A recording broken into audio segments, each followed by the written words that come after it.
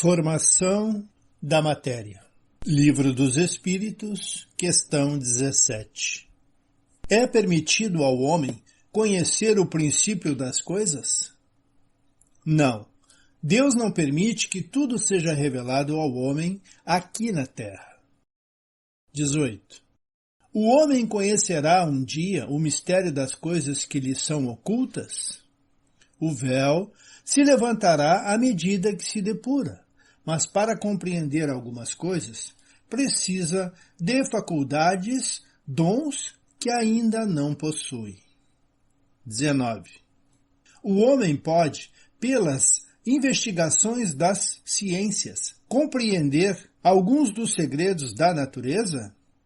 A ciência lhe foi dada para o seu adiantamento em todas as coisas, mas não pode ultrapassar os limites fixados por Deus. Quanto mais é permitido ao homem assimilar pelo conhecimento esses segredos, maior será a sua admiração pelo poder e sabedoria do Criador. Questão 30. A matéria é formada de um único ou de vários elementos? De um único elemento primitivo. Os corpos que considerais simples não são verdadeiros elementos, mas transformações da matéria primitiva. Vamos refletir sobre. Toda a matéria tem origem no fluido cósmico universal, ou também chamada de matéria cósmica primitiva. Para se ter uma ideia da grandiosidade deste processo, observamos que, em nossas análises químicas, apontam para a existência de cerca de 250 mil substâncias aqui na Terra, que podem ser reduzidas aproximadamente como originárias de 92 elementos naturais e 26 artificiais, todos descritos na tabela periódica. Emmanuel nos esclarece que a química necessita apresentar essa divisão de elementos para a catalogação dos valores educativos, com vistas às investigações de natureza científica. Na sua base estão os átomos, na mais vasta expressão de diversidade.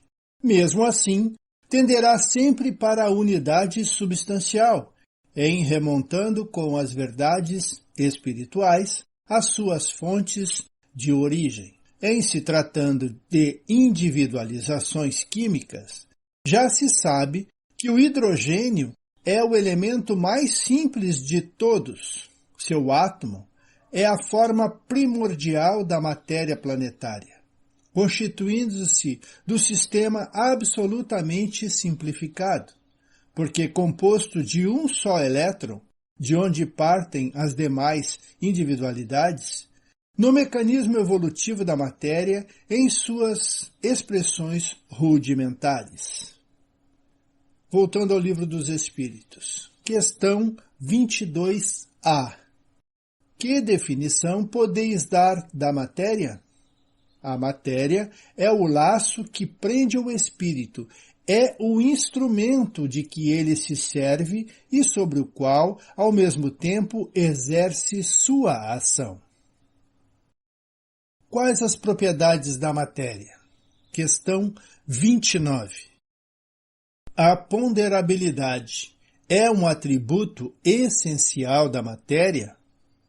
Da matéria, assim como a entendeis, sim, mas não da matéria considerada como fluido universal. A matéria etérea e sutil que forma esse fluido é imponderável para vós, mas nem por isso deixa de ser o princípio da vossa matéria pesada. A gravidade é uma propriedade relativa. Fora das esferas de atração dos mundos, não há peso do mesmo modo que não há nem acima nem abaixo. O que é ponderabilidade? É aquilo que se pode medir, pesar, quantificar. Questão 31. De onde vêm as diferentes propriedades da matéria?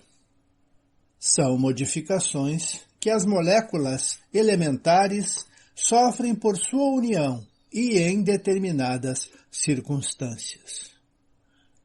Moléculas são agrupamentos de um ou mais átomos que formam uma substância. Seria a menor quantidade de matéria. Questão 32. Diante disso, os sabores, os odores, as cores, o som, as qualidades venenosas ou salutares das composições apenas seriam modificações de uma única e mesma substância primitiva? Sim, sem dúvida. E que apenas existem pela disposição dos órgãos destinados a percebê-los. Este princípio é demonstrado pelo fato de que nem todos percebem as qualidades das composições da mesma maneira. Um acha uma coisa agradável ao gosto, outro a acha ruim. Uns veem o azul, o que outros veem vermelho. O que é um veneno para uns é inofensivo ou salutar para outros. 33. A mesma matéria elementar é suscetível de passar por todas as modificações e adquirir todas as propriedades? Sim, e é o que deve entender quando dizemos que tudo está em tudo. Vamos explicar esse princípio tudo está em tudo.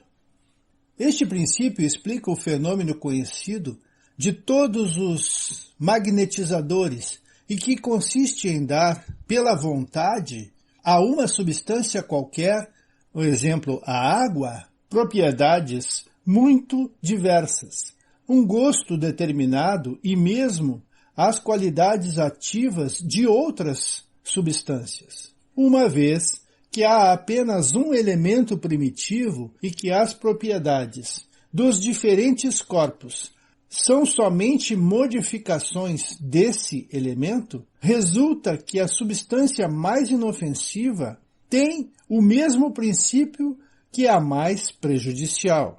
Assim, a água que é formada de uma parte de oxigênio e de duas de hidrogênio torna-se corrosiva, duplicando-se a proporção de oxigênio.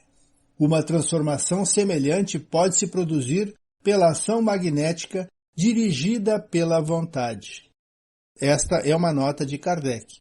E eu lembro a vocês, quando se vai ao passe em uma casa espírita, muitas vezes se leva uma garrafinha com água.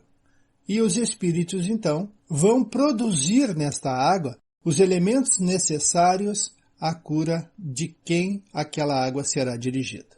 Vejam quanta diferença sob o aspecto da solidez, do peso e das múltiplas propriedades das composições. Por exemplo, entre os gases atmosféricos e um filete de ouro, entre a molécula aquosa da nuvem e a do mineral que forma a carcaça do nosso globo, quanta diversidade entre o tecido químico das variadas plantas e dos representantes da animalidade na Terra. Tudo isso partindo de um único elemento, o fluido cósmico universal.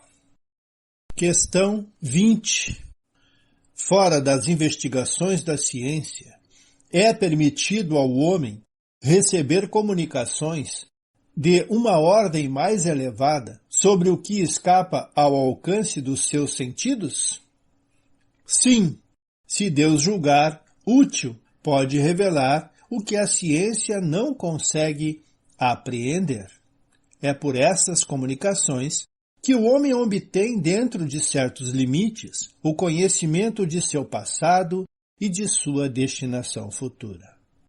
Para finalizar, darei um exemplo do qual gosto muito.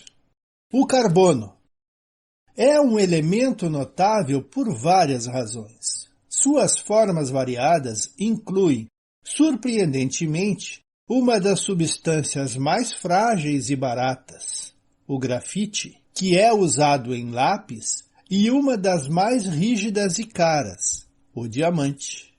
Mais ainda, apresenta uma grande afinidade para combinar-se quimicamente com outros átomos. O seu pequeno raio atômico permite-lhe formar cadeias múltiplas, assim como o oxigênio forma o dióxido de carbono, essencial para o crescimento das plantas. Com o hidrogênio, forma numerosos compostos denominados genericamente hidrocarbonetos, essenciais para a indústria e o transporte, na forma de combustíveis derivados de petróleo e gás natural.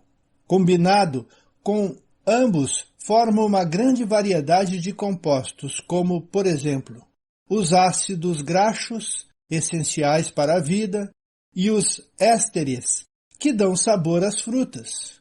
Além disso, fornece através do ciclo carbono-hidrogênio parte da energia produzida pelo Sol e outras estrelas. Vejam a diversidade do carbono. Ficamos por aqui, agradecidos e pedindo sempre, Jesus esteja conosco.